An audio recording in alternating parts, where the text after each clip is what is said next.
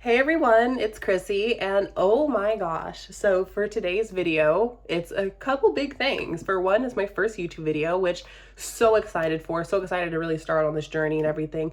And the second thing is it's a video I've been wanting to make for quite a while, even when I took a break from content creation.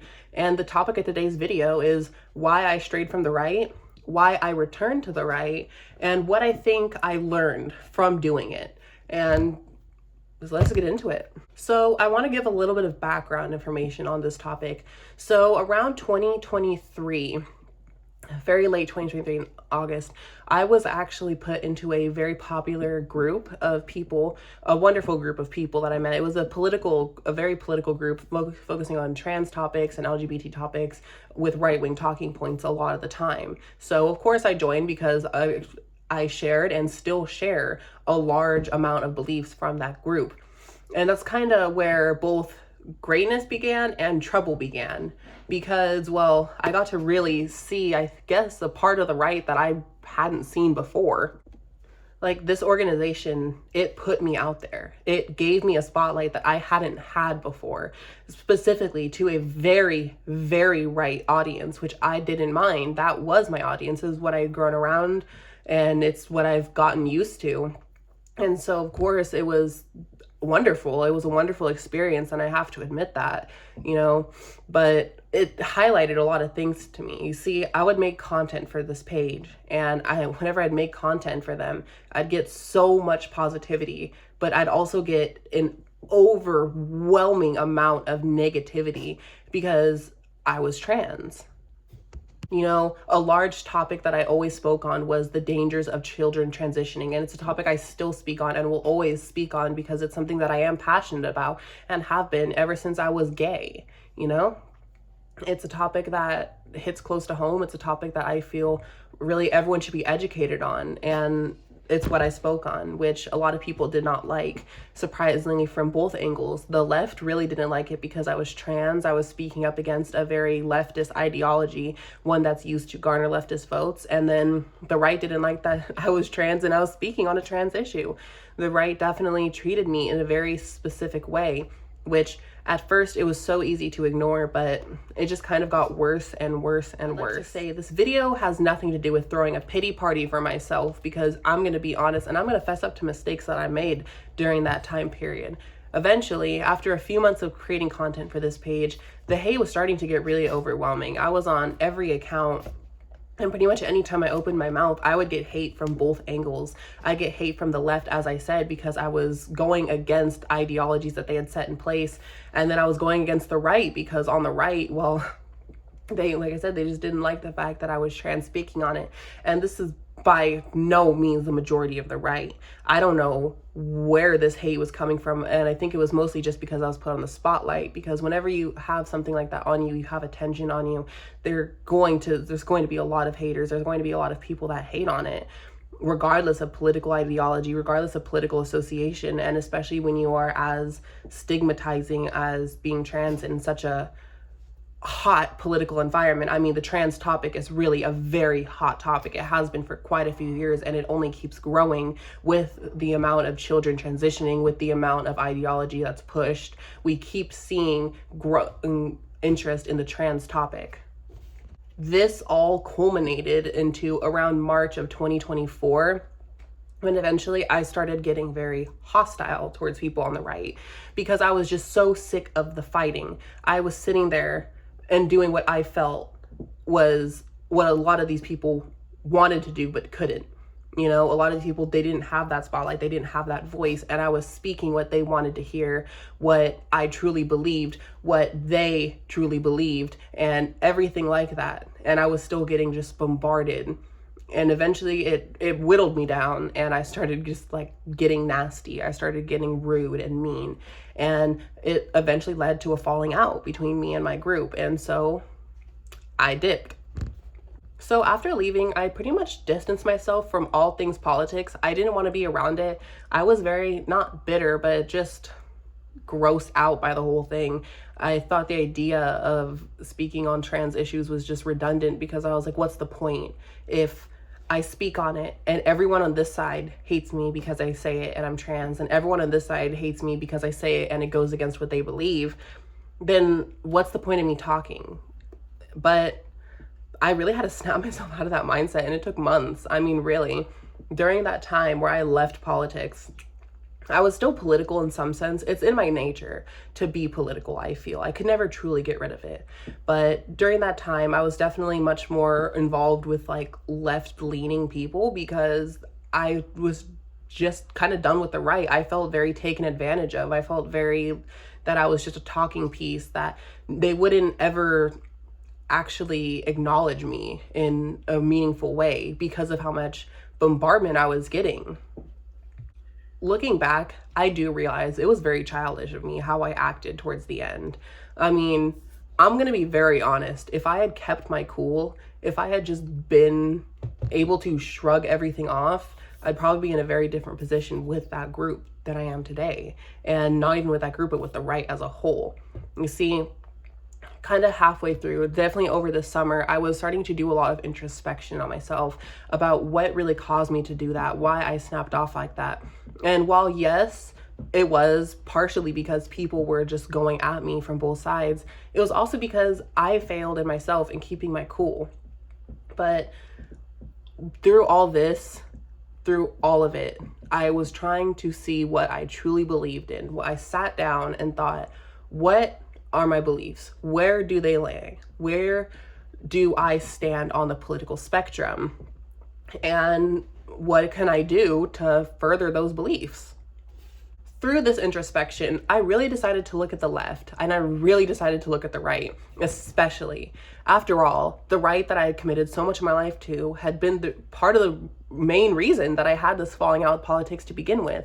So I wanted to think, did I really want to associate myself with the right? Did I really want to sit there and acknowledge these things? Yes, we believed in the same things, but could our differences, these minor differences to me, been great enough to the right to completely disavow myself from them? And after so much introspection, I really decided no, they're not. I still am right wing. Even when I was detached from politics, I was right wing. Even when I was still in the most leftist attitude that I ever was, I never once changed my beliefs. I always still held firm in everything that I believed in. Minors should not be transitioning. They don't have the consents for it. Our economy is just in the gutter. It's in the pure gutter under the Biden administration, and especially it's going to be under the Harris administration. And socially, things were just better under Trump. Trans acceptance rates were better under Trump. Living life as a trans woman was better under Trump. And that is why I've made the decision to really stick with the right. Another thing that made me stick with the right, and this was a really huge one, was really looking at the people on the left and people on the right. And I had to think, who's really have my back? Because I've had left-wing friends who I knew for years and years, who eventually dropped me for being right-wing. But my right-wing friends that I've had, they're still by my side. When I was detached from politics, they were by my side. When I was even against some of their politics, they were on my side. They were rooting for me to speak what I wanted to speak and talk on what I wanted to talk on, because my voice mattered to them still, even though I disagreed with a lot of their politics. And they knew that I had the right as an American to do what I want to do, to transition, to live how I want to live, and to say what I want to say, even if it disagreed with them. This understanding, this pure, it was like love. Truthfully, the right, and people are going to be more shocked when I say this, the right has more love to it, I think, for everyone on an individual scale. Did I have a lot of people attacking me at one point? I did. But I have to look at it honestly. I mean, A, I definitely was not innocent in the whole thing. Like I said, I had my nasty moments. And B, those are just a few people. There is millions of right-wing people. I mean, truthfully, the majority of America is more right-leaning than I think a lot of people would care to admit or even understand because of social stigma or anything like that. But when I really look at the left and how the left treats its people versus how the right treats its people, it's a no-brainer to me of why I should stick with the right. I mean, I had to think, did I really want to sell myself and sell what I believed in just because people online were mean to me? No, that's childish. That's stupid. And I could probably say I never did sell what I thought. I never did sell anything about my beliefs, my system, my religion.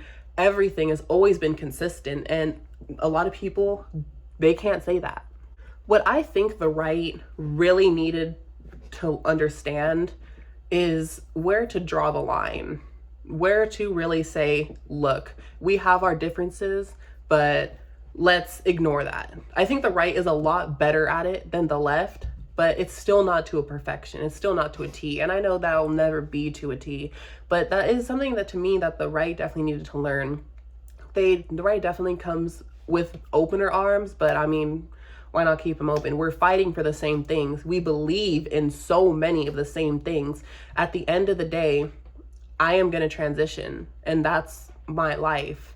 You can be against it, and I will fight for your right to be against it. If it's a religious reason, if it's a political reason, you can believe it and think whatever you want. However, just leave it be. Truthfully, that's my take on it. And like I said, you can be transphobic. That's fine. That's in your right as an American. But I can be trans, and that's also in my right as an American. And there's a middle ground to be had on both ends where we could come together and truthfully understand each other. And I know while the left has caused so much irreparable damage to the trans community, to debate as a whole, to conversation as a whole, we need to understand that truthfully our differences matter much less than the things that we do agree on. Because at the end of the day, me being trans and me wanting to transition is not going to kill America. But what will is another 4 years of the Biden-Harris administration. Anyways, I just wanted to speak on that experience because it was something that, like I said, it changed who I am as a person, and it honestly made me grow up a lot. It made me grow up. It made me realize, it made me do that introspection on what I needed to do to benefit myself and my politics in the future, and really change how I think and view certain topics.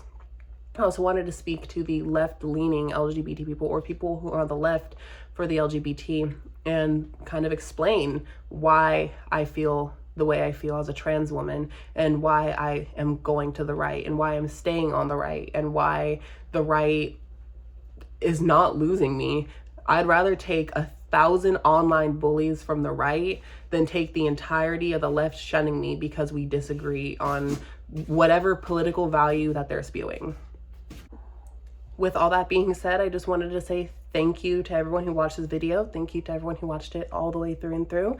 And thank you for those who have stuck by me through all my turbulent times and all of my crazy up and down roller coaster political views.